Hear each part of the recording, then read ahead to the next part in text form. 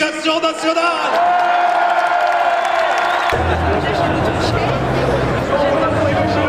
On a mangé un midi ensemble. Ouais, je savais. Je parle beaucoup avec elle. Quand elle est pas surprise, Ah bah, c'est la seule fois que je peux la voir parce que chaque fois que j'étais aux amphis où il est là, il embarque dans sa bagnole et il Ce qu'il faut, c'est partager. Et la dernière fois, vous vous en souvenez, sa réforme des retraites, nous l'avons fait reculer. Eh bien, une nouvelle fois, et c'est le sens de notre rassemblement de ce jour aussi, sa réforme des retraites à 65 ans.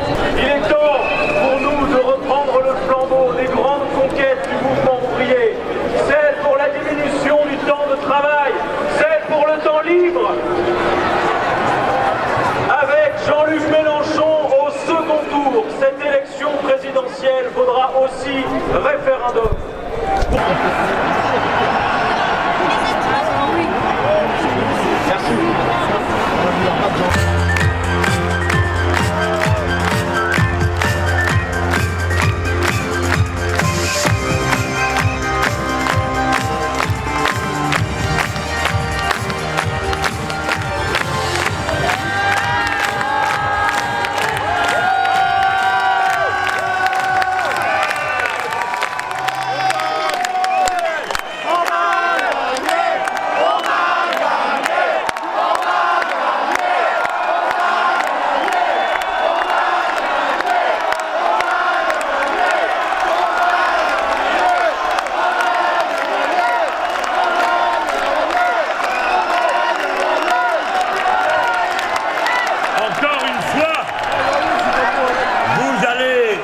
Répondu à l'appel de notre idéal commun qui nous a animés génération après génération et que voici remis une fois de plus dans vos mains, vous qui en êtes les acteurs en même temps que les héritiers. Et les rues de Paris ont résonné des clameurs de rébellion et de révolution dont vous êtes les porteurs, vos clameurs joyeuses qui auront, j'espère, ranimé le courage des plus isolés, des plus abandonnés, des plus humiliés, qui ont en vous la force et la puissance de tenir la tête droite. Il y a 2 jours, il a le culot de nous dire, concernant la santé, je cite, je vais aller plus loin, plus vite, plus fort. Le carnage. Dans la guerre, dans le changement climatique, le peuple que voici et dont j'ai l'honneur d'être à cet instant le porte-parole sait que la trajectoire du monde est en train de changer. Il sait qu'elle est en train de bifurquer et c'est alors pourquoi, loin d'être inerte et résignés, nous sommes venus dire de toutes nos forces un autre monde est nécessaire. Et parce qu'il est nécessaire, alors nous allons le rendre possible. Avec le gouvernement de l'Union populaire, nous passerons au contraire à la retraite à 60 ans. Et il n'y en aura pas une inférieure au salaire minimum qui est reconnu comme le SMIC, c'est-à-dire 1 400 € pour une carrière complète de 40 annuités. Et jamais, pour qui n'a pas une carrière complète, moins de 1 000 € pour qui que ce soit. Si l'Union populaire l'emporte, il y aura le même jour le décret sur l'augmentation du SMIC à 1 400 € net et le décret sur le blocage des prix. Car ces 2 décisions ne dépendent que d'un décret. Il n'y a pas besoin de voter une loi pour cela. Un décret, c'est un texte. Et comptez sur moi pour l'écrire rapidement. Un texte et une signature, la mienne. On ne peut pas se contenter des petits saupoudrages de M. Castex. Il faut prendre des mesures d'urgence sociale fortes, efficaces et immédiates. C'est aux producteurs que nous renverrons toute la charge de la responsabilité de la situation, car l'augmentation de l'essence n'est pas le résultat de quoi que ce soit d'autre que d'une spéculation.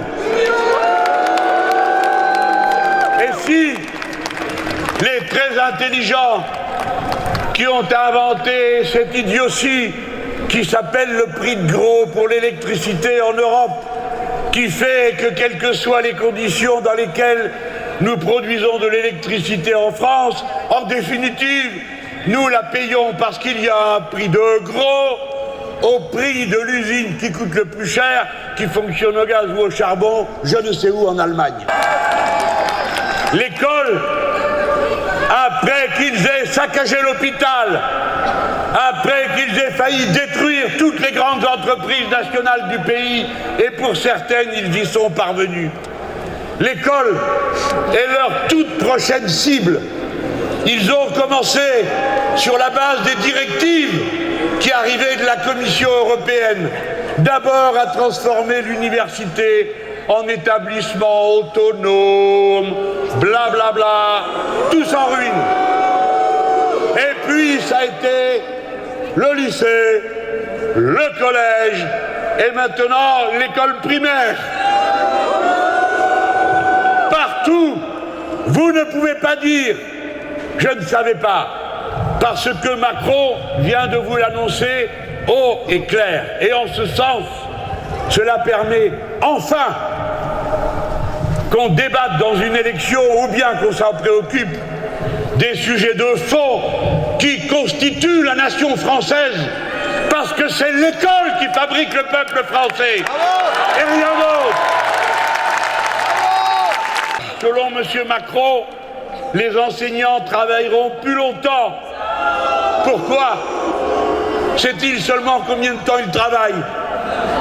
Il a décidé que les chefs d'établissement scolaire géreront le personnel et l'établissement comme ce lieu paradisiaque que vous connaissez tous, l'entreprise.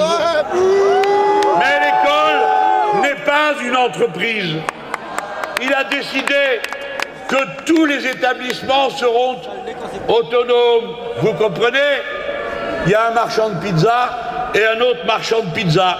Et vous allez à la pizza qui vous paraît la meilleure. Eh bien, il y aura une école autonome et à côté une autre école autonome. Et vous tâcherez d'inscrire vos gosses là où on vous dira que c'est le mieux. Parce que M. Macron a prévenu, il faudra publier les performances de chaque établissement. Et les programmes qui sont déjà différents au collège deviendront différents d'une école à l'autre, d'un collège à l'autre, d'un lycée à l'autre. Ça on connaît, c'est le marché du savoir. Avec nous, tous les enfants de France auront les mêmes programmes.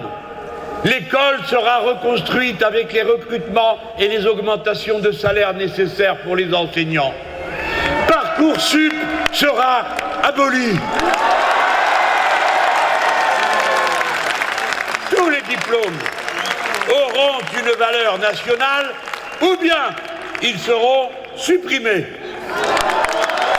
Non, le savoir sous l'autorité du gouvernement de l'Union populaire ne sera jamais un marché où règne la loi du plus fort, du prix du plus riche.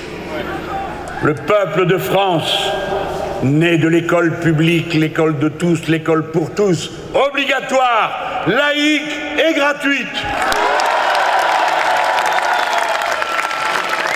Et au fond, vous le savez,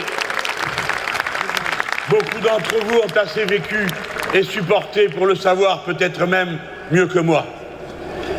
Les violences sociales commencent toujours par des violences contre les libertés. Et ce gouvernement, cette présidence, en a vraiment fait beaucoup dans ce domaine. La destruction du Code du travail en 2017 par ordonnance, la retraite à points, le 49.3, la réduction du droit à l'assurance chômage en 2021, un décret. C'est ça l'autoritarisme. Et de même pour l'écologie, aucun débat sur les déchets nucléaires depuis 2017. Et de même pour la guerre. 9 ans de guerre au Mali, où nous sommes allés à la demande du gouvernement de l'époque. Nous avons dépensé 3 millions d'euros par jour, 8 milliards pendant 9 ans. Nous avons perdu 54 des nôtres et sans doute des centaines et des centaines de Maliens qui sont nos frères et nos sœurs et qui ont été pris entre deux feux. Bravo. Ce quinquennat aura été celui d'une incroyable dérive autoritaire. Qui aurait imaginé qu'en France, entre 2015 et 2021, c'est-à-dire sous 2 fois les mêmes, Hollande et Macron, en 72 mois, les Français en ont passé 60%, c'est-à-dire 44 mois sous le régime de l'état d'urgence. Qui aurait imaginé un tel niveau de répression policière et de violence face à un mouvement social comme celui des Gilets jaunes? 2500 blessés, 32 éborgnés, 5 mains arrachées, une morte, Madame Zined Redouane, à Marseille. Qui imaginait un fonctionnement de l'IGPN tel que pour 378 enquêtes pour violence contre des gilets jaunes, 2 seulement aient donné lieu à de simples sanctions administratives. La démocratie française a été sévèrement déclassée. Les alertes internationales nous le disent. Nous avons été montrés du doigt par une commission de l'ONU, par le Conseil de l'Europe, par le Parlement européen et même par la Commission européenne, qui ont envoyé qui ceci, qui cela, des commissions d'enquête en France. Et c'est ainsi que la France a été rétrogradée comme démocratie imparfaite dans le classement The Economist. Comment avons-nous pu tomber au 34e rang mondial pour la liberté de la presse sans qu'on entende si fort que ça les protestations? Comment a-t-on pu mériter que la corruption en France soit pointée par le Conseil de l'Europe à cause du pantouflage de certains de ses hauts fonctionnaires? Sans oublier les 2,4 milliards déversés sur des cabinets de conseil qui parfois ne payent même pas d'impôts au peuple qui les régale. Quel genre de pays sommes-nous devenus? Et est-ce que nous nous en rendons compte? Un pays gouverné par un conseil de défense dont les délibérations sont secrètes. Un pays où à chaque crise sociale d'ampleur, on nous régale d'un simulacre d'états généraux, de palabres, de rencontres, de conventions dont les conclusions sont aussitôt ou bien jetées à la poubelle ou mises dans les archives. Assez! Assez! Assez de cet abaissement de la patrie du peuple qui a inventé la République moderne. Le gouvernement de l'Union populaire réparera tout ce qui peut l'être pour les victimes de l'autoritarisme. Il amnistiera tous les gilets jaunes condamnés.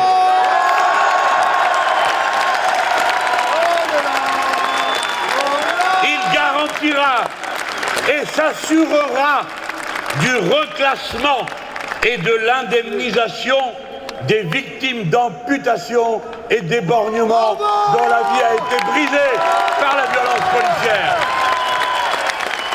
Il interdira l'usage de matériel offensif et les techniques de neutralisation physique mortelles. Il interdira la technique du nassage. Il réintégrera les personnels de santé chassés de l'hôpital. Il amnistiera les militants écologistes et syndicalistes réprimés par les abus de pouvoir. Ce sera l'occasion de faire avancer deux idées, à la fois la stabilité des institutions sans lesquelles on ne peut vivre démocratiquement et en paix, la possibilité permanente pour le peuple d'intervenir à tout moment quand il en réunit les conditions grâce au référendum d'initiative citoyenne. Et de faire partir les élus qui n'ont pas respecté leur mandat grâce au référendum révocatoire. La Constitution, ce n'est pas seulement un texte dans l'histoire des Français. La Constitution, c'est l'occasion pour le peuple français de se refonder lui-même. Nous sommes ce peuple fier et heureux d'être déjà créolisé.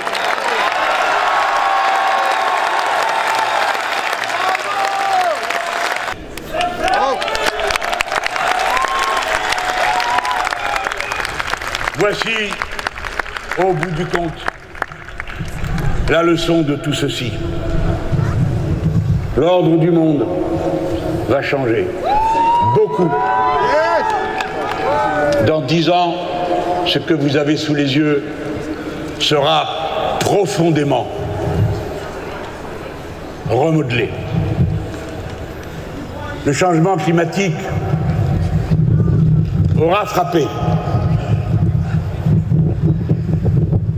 Et ce n'est pas seulement nous autres dans la vallée de la Roya ou sur tout le front de la Méditerranée qui auront à connaître des dévastations face auxquelles il faudra intervenir en masse aussitôt pour rétablir tout ce qui pourra l'être. Ce n'est pas seulement la côte atlantique où l'on verra la mer monter, ce seront par milliers, par millions, par centaines de millions, peut-être par milliards, des êtres humains dont les îles auront disparu sous les eaux, confrontés à des sécheresses qui rendra impossible leur maintien sur place et qui se mettront en route, réalisant à ce moment que les frontières n'existent que sur le tracé de papier, bousculeront la géopolitique, les États, les nations. C'est à tout cela que nous allons être confrontés. Il faut donc introduire dans la gestion des sociétés humaines de la sagesse humaine, ne pas s'abandonner aux dieux pervers, abstraits et néfastes de l'argent, du libre marché et de toutes ces hallucinations. Un peuple est d'autant plus fort qu'il est uni sur des principes et des objectifs communs, d'autant plus uni qu'il protège avec un soin jaloux et délicat ces biens communs comme l'eau et l'air, qui sont la propriété collective du peuple humain tout entier. Un monde où la France s'avance, non pour intimider, non pour impressionner, mais pour constituer, libre qu'elle serait totalement non alignée et délibérant dans chaque cas de la position à prendre, ce qui montre que le non-alignement n'est pas la neutralité. La France s'engage, et elle s'engagera toujours, et d'abord pour les causes de l'intérêt général humain. C'est pourquoi le non-alignement dans mon esprit, c'est l'altermondialisme, c'est-à-dire la prise en charge de toutes les grandes causes du peuple humain tout entier, d'où qu'en vienne l'initiative. Oui, un autre monde est possible. Oui, un monde bâti de nos mains, un monde ayant pour but l'harmonie des êtres humains entre eux et avec la nature. Un monde où le vivant ne sera plus considéré d'abord comme des produits de consommation ou des marchandises. Rendez ce pays hier rabougri par la cupidité et le racisme Rendez-le à tous ces enfants. Votez pour l'Union populaire. Oui, nous augmenterons le SMIC pour